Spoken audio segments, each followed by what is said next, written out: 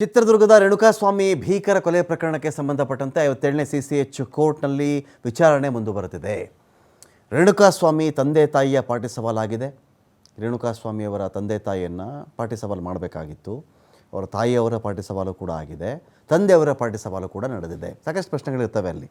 ಎಷ್ಟು ಹೊತ್ತಿಗೆ ನಿಮ್ಮ ಮಗ ಹೊರಟರು, ನಿಮ್ಮ ಮಗ ಹಾಕ್ಕೊಂಡಿದ್ದ ಬಟ್ಟೆಯನ್ನು ಗುರುತಿಸಬಲ್ಲಿರ ನೀವು, ಕೈನಲ್ಲಿ ಉಂಗುರ ಇತ್ತಾ, ವಾಚ್ ಯಾವುದಿತ್ತು, ಚೈನ್ ಯಾವುದಿತ್ತು, ಏನೋ ದಾರಗಿರ ಕಟ್ಕೊಂಡಿದ್ದೀರಾ, ಚಪ್ಪಲಿ ಅಥವಾ ಶೂ ಎಲ್ಲ ಬರ್ತಾವಲ್ಲಿ ಒಂದು ವಿಚಾರಗಳು. ಹೇಗೆ ಗುರುತು ಮಾಡಿದ್ರಿ, ನಿಮ್ಮ ಮಗಂದೇ ಡೆಡ್ ಬಾಡಿ ನಿಮ್ಗೆ ಹೆಂಗೆ ಗೊತ್ತಾಯಿತು, ಇವೆಲ್ಲವೂ ಪ್ರಶ್ನೆಗಳು ಬರ್ತವೆ.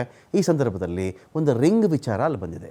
ರಿಂಗ್ ವಿಚಾರ, ರೇಣುಕಾಸ್ವಾಮಿ ಕೈನಲ್ಲಿ ಒಂದು ಉಂಗುರ ಇತ್ತು. ಅದು ರೇಣುಕಾಸ್ವಾಮಿ ಮತ್ತು ಸಹನಾಳ ನಿಶ್ಚಿತಾರ್ಥದ ಉಂಗುರ. ಅದರ ಮೇಲೆ R ಮತ್ತು S ಅಂತ ಬರೆದಿತ್ತು. ಇದು ಇವರು ಕೊಟ್ಟಿರ್ತಕ್ಕಂಥ ಉತ್ತರ. ಇದು ಅಂದರೆ ಆ ಒಂದು ಉಂಗುರಕ್ಕೆ ಸಂಬಂಧಪಟ್ಟಂತೆ ಬೇಕಲ್ಲ, ನಿಮ್ಗೆ ಹೆಂಗೆ ಗೊತ್ತಿದ್ದು, RS ಅಂದರೆ ಏನು ಅಂತ ಕೇಳಿದಾಗ ಅದು ರೇಣುಕಾಸ್ವಾಮಿ ಮತ್ತು S ಅಂದರೆ ಸಹನಾ. ಈ ಒಂದು ವಿಚಾರಗಳೆಲ್ಲ ಒಂದಷ್ಟು ಬಂದಿವೆ. ಈ ಕಡೆ ಇನ್ನೊಂದು ಕಡೆ ಮಧ್ಯಂತರ ಜಾಮೀನನ್ನು ಕೇಳಿಕೊಂಡು A14 ಪ್ರದೋಷ್ ಕೂಡ ಅರ್ಜಿ ಹಾಕ್ಕೊಂಡಿರೋದು. ತಂದೆ ತಿಥಿ ಕಾರ್ಯಕ್ಕಾಗಿ ಮಧ್ಯಂತರ ಜಾಮೀನಿಗೆ ಅರ್ಜಿ ಬಂದಿರೋದು. ಇವತ್ತು ಅರ್ಜಿಗಳ ವಿಚಾರಣೆಯನ್ನು ಮಾಡುತ್ತೆ. ಪವಿತ್ರ ಗೌಡ ಆಹಾರದ ವಿಚಾರನೂ ಒಂದು ಕಡೆ ಇದೆ, ದರ್ಶನ್ ಕಂಬಳಿ ವಿಚಾರ ಕೂಡ ಇದೆ. ಇನ್ನೊಂದು ಕಡೆ ರೇಣುಕಾಸ್ವಾಮಿ ತಂದೆ ತಾಯಿಯ ಪಾಟಿ ಸವಾಲು ವಿಚಾರ ಕೂಡ ಇವತ್ತು ಆಗಿರತಕ್ಕಂಥ ಬೆಳವಣಿಗೆಗಳು. 57ನೇ CCH ಕೋರ್ಟ್ನಲ್ಲಿ ಆಗಿದೆ ಈ ಒಂದು ವಿಚಾರ. ಅರ್ಜಿಯನ್ನು ಮಾನ್ಯ ಮಾಡಿದ್ದು ವಿಚಾರಣೆನ ಒಂದು ಕಡೆ ಮುಂದೂಡಲಾಗಿದೆ. ಇವತ್ತಿನ ವಿಚಾರಣೆ ಏನಪ್ಪ ಅಂತ ನೋಡಿದಾಗ ರೇಣುಕಾಸ್ವಾಮಿ ಕೊಲೆ ಬಹಳ ಮುಖ್ಯ. ಇದು ಏನಾಗುತ್ತೆ ನಿಮಗೆ ಪ್ರತಿಯೊಂದು, ಈಗ ಬಾಡಿ ನಿಮ್ಗೆ ಹೆಂಗೆ ಗೊತ್ತಾಯಿತು, ರೇಣುಕಾಸ್ವಾಮಿ ಇದ್ದೇ ಅಂತ ನೀವು ಹೇಗೆ ಹೇಳ್ತೀರಿ ಅಂತ ಬಂದು ಇದೆಲ್ಲ ಹೇಳಬೇಕು. ಈ ಥರದ ಬಟ್ಟೆ ಹಾಕಿದ್ದ, ಅವ್ನು ಹೋಗ್ಬೇಕಾದ್ರೆ ಈ ಥರ ಹೇಳ್ಬಿಟ್ಟು ಹೋದ, ಕೈಲಿ ದಾರ ಕಟ್ಕೊಂಡಿದ್ದ, ಇಂಥ ಗಾಡೀಲಿ ಹೋದ, ಅಥವಾ ಅವನು ಕುತ್ತಿಗೆನಲ್ಲಿ ನಿಂತಿದ್ದು ಒಂದು ಚೈನ್ ಇತ್ತು, ಉಂಗುರ ಇತ್ತು, ಇದೇ ಬ್ರ್ಯಾಂಡ್ ಕಂಪ್ನಿದು ಒಂದು ಹತ್ರ ಒಂದು ವಾಚ್ ಇತ್ತು, ಇದೆಲ್ಲ ಬಂದ್ಬಿಡ್ತಾವಲ್ಲ ವಿಚಾರಗಳು. ಅವೆಲ್ಲ ಗುರ್ತಿಸೋಕ್ಕೆ ಈಗ ಅವಾಗ ಒಂದು ಹೇಳೋದು, ಇಲ್ಲೊಂದು ಹೇಳೋದು. ಈಗ ಸಪೋಸ್ ಉದಾಹರಣೆಗೆ HMT ವಾಚ್ ಕಟ್ಕೊಂಡು ಹೋದ ಅಂತ ಅಪ್ಪ ಅಮ್ಮ ಹೇಳ್ಬಿಟ್ಟಿರ್ತಾರೆ. ಇಲ್ಲಿ ರೇಣುಕಾಸ್ವಾಮಿ ಬಾಡಿ ಸಿಕ್ಕಿದಾಗ ಇನ್ಯಾವುದೋ ವಾಚ್ ಇದ್ದರೆ, ಅಲ್ಲಮ್ಮ HMT ವಾಚ್ ಅಂತ ಅಷ್ಟು ಪಕ್ಕ ಹೇಳಿದ್ರಿ ನೀವು, ಇಲ್ಲೇನೋ ಬೇರೆ ವಾಚ್ ಇದೆಯಲ್ಲ ಅಂತ ಕೂಡ ಬರಬಹುದು ನಾಳೆ ದಿನ. ಎಕ್ಸಾಂಪಲ್ಗೆ ಹೇಳಿದೆ ನಾನು. ಈ ಥರದ ವಿಚಾರಗಳು, ಸೂಕ್ಷ್ಮ ವಿಚಾರಗಳು ಬೇಕಾದಷ್ಟು ಇರ್ತವೆ ಇಲ್ಲಿ. ಸಾಕ್ಷಿಗಳ ಪಾಟಿ ಸವಾಲು ಮುಂದುವರಿತಾ ಇದೆ. ಒಂದು ಕಡೆ ರೇಣುಕಾಸ್ವಾಮಿ ತಂದೆ ತಾಯಿಯನ್ನು ಆರೋಪಿ ಪರ ವಕೀಲರು ಪ್ರಶ್ನೆ ಮಾಡಿದ್ದಾರೆ. ಇಲ್ಲಿ ಇದೇ ತಾಯಿಯನ್ನು ಈ ತಾಯಿಯನ್ನು ಅಂದರೆ ರತ್ನಪ್ರಭಾ ಅವರನ್ನು ರೇಣುಕಾಸ್ವಾಮಿ ಪರವಾದಂಥ ಸಾಕ್ಷಿ ಅಂತಲೇ ಕನ್ಸಿಡರ್ ಮಾಡಬೇಡಿ ಸ್ವಾಮಿ, ದರ್ಶನ್ ಕಡೆ ಸಾಕ್ಷಿಗಳಂತಲೇ ಕನ್ಸಿಡರ್ ಮಾಡ್ಕೊಂಬಿಡಿ ಅಂತ ಹೇಳಿ SPP ಕೇಳ್ಕೊಂಬಿಟ್ಟಿದ್ರು ಅರ್ಜಿಯನ್ನು ಹಾಕ್ಕೊಂಡು. ಅಂದರೆ ಅವ್ರು ಕೊಟ್ಟಂಥ ಉತ್ತರಗಳು ವ್ಯತಿರಿಕ್ತವಾಗಿದ್ವು, ವಿರೋಧಾಭಾಸದಿಂದ ಕೂಡಿತ್ತು. ಅವತ್ತು ಹೇಳಿದ್ದೇ ಬೇರೆ, ಕೋರ್ಟ್ ಮುಂದೆ ಹೇಳಿದ್ದೇ ಬೇರೆ, ಆ ಕಡೆ ಪೊಲೀಸರ ಮುಂದೆ ಹೇಳಿದ್ದೇ ಬೇರೆ, ಈಗ ಬಂದು ಹೇಳ್ತಿರೋದೇ ಬೇರೆ ಅಂತ. ರೇಣುಕಾಸ್ವಾಮಿ ನಿಶ್ಚಿತಾರ್ಥದ ಉಂಗುರ ವೈಯಕ್ತಿಕ ವಸ್ತುಗಳ ಗುರುತಿನ ಬಗ್ಗೆ ಪ್ರಶ್ನೆ ಕೇಳಲಾಗಿದೆ. ರೇಣುಕಾಸ್ವಾಮಿ ನೀವು ಹೇಗೆ ಐಡೆಂಟಿಫೈ ಮಾಡಿದ್ರಿ, ಆತನ ವಸ್ತುಗಳೆಲ್ಲ ಹೆಂಗೆ ಗುರುತಿಸಿದ್ರಿ ನೀವು ಅಂದಾಗ ಅದೊಂದು ಉಂಗುರದೊಂದು ವಿಚಾರ ಬಂತು. ಇದೇ ವೇಳೆ ಹಲವು ಅನುಮಾನಗಳು ಮೂಡಿವೆ. ಇಲ್ಲಿ ಮತ್ತೊಮ್ಮೆ ಇದೇ ವಿಚಾರಕ್ಕೆ ಸಂಬಂಧಪಟ್ಟಂತೆ ಕ್ರಾಸ್ ಎಕ್ಸಾಮ್ ಮಾಡ್ತೀವಿ ನಾವು ಅಂತ ಕೇಳಿದ್ದಾರೆ ಇವತ್ತು. ಇನ್ನೊಂದು ಕಡೆ ಚೆಕ್ ಮಾಡಿಕೊಂಡಾಗ ಇನ್ನು ರೇಣುಕಾಸ್ವಾಮಿದು ಏನಾಗ್ಬಿಡುತ್ತೆ ನಿಮಗೆ, ಇಲ್ಲಿ ಐಡೆಂಟಿಫೈ ಮಾಡೋದು ಅಷ್ಟೇ ಇಂಪಾರ್ಟೆಂಟ್ ಬರುತ್ತೆ ನಿಮಗೆ. ಯಾವುದೇ ಬಟ್ಟೆ ಹಾಕ್ಕೊಂಡೋಗಿರಲಿ, ಕಿವಿ ಅಕಸ್ಮಾತ್ ಓಲೆ ಹಾಕಿರಲಿ, ಕೈಗೆ ಒಂದು ಕಡ ಹಾಕ್ಕೊಂಡಿರಲಿ, ಇವೆಲ್ಲವೂ ಅಲ್ಲಿ ಮ್ಯಾಟ್ರ್ ಆಗ್ತವೆ. ಹೋಗಬೇಕಾದ್ರೆ ಯಾವ ಥರ ಹೋದ, ಸಿಗಬೇಕಾದ್ರೆ ಯಾವ ಥರ ಸಿಕ್ಕಿದ, ಹೋಗಬೇಕಾದ್ರೆ ಹಾಕ್ಕೊಂಡಿದ್ದ ಬಟ್ಟೆ ಬೇರೆ, ಅಲ್ಲಿ ಸಿಕ್ಕಿರೋ ಬಟ್ಟೆನೇ ಬೇರೆ. ಪಿಂಕ್ ಶರ್ಟ್ ಇತ್ತು, ಇಲ್ಲಿ ಹೆಂಗೆ ಬ್ಲ್ಯಾಕ್ ಶರ್ಟ್ ಆಯಿತು, ಅಥವಾ ವೈಟ್ ಶರ್ಟ್ ಇತ್ತು, ಇಲ್ಲಿ ಯಾಕೆ ಬ್ಲ್ಯಾಕ್ ಟಿ ಶರ್ಟ್ ಆಗಿಬಿಡ್ತು, ಇದೆಲ್ಲ ಬಂದಾಗ ಅದಕ್ಕೆ ಏನಾಗುತ್ತೆ, ಇದ್ದಿರ್ಬೋದೇನೋ, ಹೂನಪ್ಪ ಇತ್ತು, ಏನೀಗ ಇನ್ನೆಲ್ಲ ಬೆಂಗಳೂರಲ್ಲಿ ಬಂದು ತೊಗೊಂಡಿರ್ಬೋದು ಶರ್ಟು ಅಂತ ಹೇಳಿಬಿಡಬಹುದು. ಆದರೆ ಯಾವಾಗಲೂ ಡಿಫೆನ್ಸ್ ಅವ್ರು ಏನು ಕೇಳ್ತಾರೆ ಗೊತ್ತಾ, ಅವ್ರ ತಾಯಿನ ಕೇಳಿರ್ತಾರೆ, ಯಾವ ಥರ ಬಟ್ಟೆ ಹಾಕ್ಕೊಂಡೋದ್ನಮ್ಮ ಮಗ ಅಂತ ಕೇಳ್ತಾರೆ. ಅವ್ನು ಪಿಂಕ್ ಶರ್ಟ್ ಹಾಕಿದ್ದು ಸ್ವಾಮಿ, ಕಪ್ ಪ್ಯಾಂಟ್ ಹಾಕಿದ್ದು, ವೈಟ್ ಪ್ಯಾಂಟ್ ಹಾಕಿದ್ದು ಅಂತ ಹೇಳಿರ್ಬೋದು ತಾಯಿ, ಅಥವಾ ತಂದೆ ಹೇಳಿರ್ಬೋದು, ಅಥವಾ ಪತ್ನಿ ಹೇಳಿರಬಹುದು.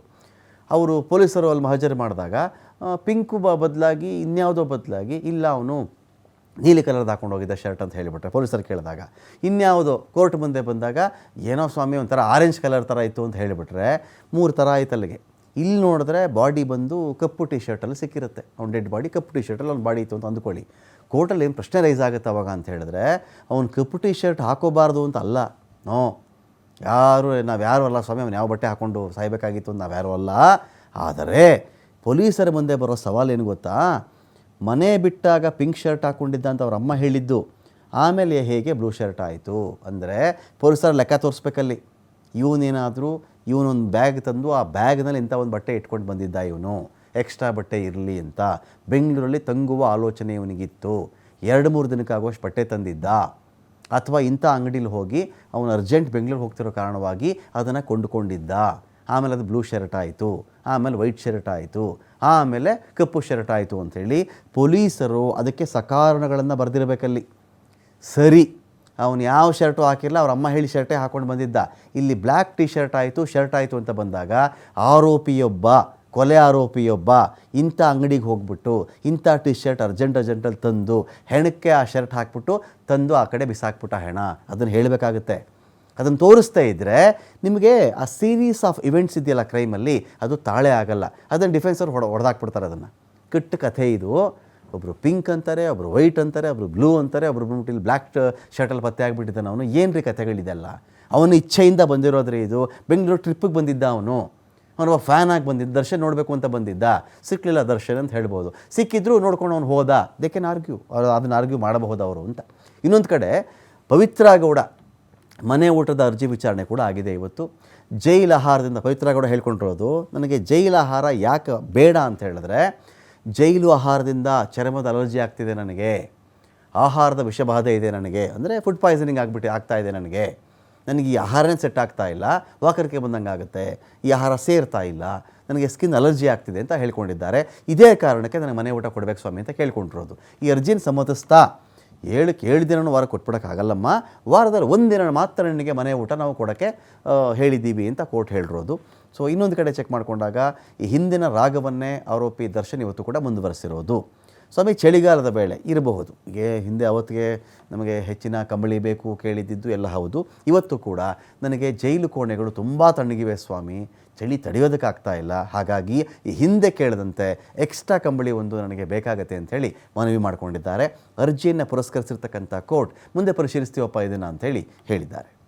ವಿಚಾರಣೆಯನ್ನು ವೇಗವಾಗಿ ಮುನ್ನಡೆಸಬೇಕು ಅಂಥೇಳಿ ಒಂದು ಕಡೆ ಆರೋಪಿಗಳ ಪರ ವಕೀಲರು ಕೇಳ್ಕೊಂಡಿದ್ದಾರೆ. ಅಂದರೆ ಅವ್ರದ್ದೇನಂತ ಹೇಳಿದ್ರೆ, ಇದನ್ನು ಪ್ರೊಲಾಂಗ್, ಸುದೀರ್ಘ ಮಾಡಿದಷ್ಟು ಕೂಡ ವಿನಾಕಾರಣ ಶಿಕ್ಷೆ ಆಗಿಬಿಡಲಿ, ಸಿಕ್ಕಾಕೋತಾರ ಸಿಕ್ಕಾಕೊಳ್ಳಿ, ಇಲ್ಲ ಖುಲಾಸೆ ಖುಲಾಸೆ ಆಗಲಿ, ಏನಾದರೂ ಆಗಲಿ ಈ ಕೇಸು ವೇಗವಾಗಿ ನಡೀಲಿ, ಫಾಸ್ಟ್ ಟ್ರ್ಯಾಕ್ ಕೋರ್ಟ್ಗಳಲ್ಲಾಗುತ್ತಲ್ಲ ಒಂದು ಗಡುವು ಅಂತ ಇದ್ಕೊಂಡು ಆ ಥರ ನಡೀಲಿ ಸ್ವಾಮಿ ಅಂತೇಳಿ ಮನವಿ ಮಾಡಿಕೊಂಡಿದ್ದಾರೆ ಆರೋಪಿಗಳ ಪರ ವಕೀಲರು. SPP ಪ್ರತಿ ಪ್ರಶ್ನೆಗಳಿಗೂ ಕೂಡ ತುಂಬ ಸಮಯ ತೆಗೆದುಕೊಳ್ತಾ ಇದ್ದಾರೆ ಸ್ವಾಮಿ, ತುಂಬ ಪ್ರೊಲಾಂಗ್ ಮಾಡ್ತಾ ಇದ್ದಾರೆ, ಎಳಿತಾ ಇದ್ದಾರೆ, ಅದನ್ನು ಡಿಲೇ ಮಾಡ್ತಾ ಇದ್ದಾರೆ, ಹಾಗಾಗಿ ಸ್ವಲ್ಪ ಇದರ ವಿಚಾರಣೆಯನ್ನು ವೇಗವಾಗಿ ತಾವು ಮಾಡಬೇಕು ಅಂತ ಕೇಳಿಕೊಂಡಿದ್ದಾರೆ ಆರೋಪಿ ಪರ ವಕೀಲರು ಒತ್ತಾಯಿಸಿರೋದು. ಮುಂದಿನ ವಿಚಾರಣೆಯಲ್ಲಿ ಕೆಲವು ವೈದ್ಯಕೀಯ ಸಾಕ್ಷಿಗಳ ಬಗ್ಗೆ ವಿಚಾರಣೆಗೆ ಒತ್ತಾಯಿಸಿದರು. ವೈದ್ಯಕೀಯ ಸಾಕ್ಷಿಗಳು ಕೂಡ ನಾವು ಇಲ್ಲಿ ವಿಚಾರಣೆ ಮಾಡಬೇಕು ಅಂಥೇಳಿ ವೈದ್ಯಕೀಯ ತಜ್ಞರು ಅಥವಾ ಮುಂದಿನ ಸಾಕ್ಷಿಗಳ ಪಟ್ಟಿ ಕೊಡುವುದಾಗಿ SPP ತಿಳಿಸಿದ್ದಾರೆ.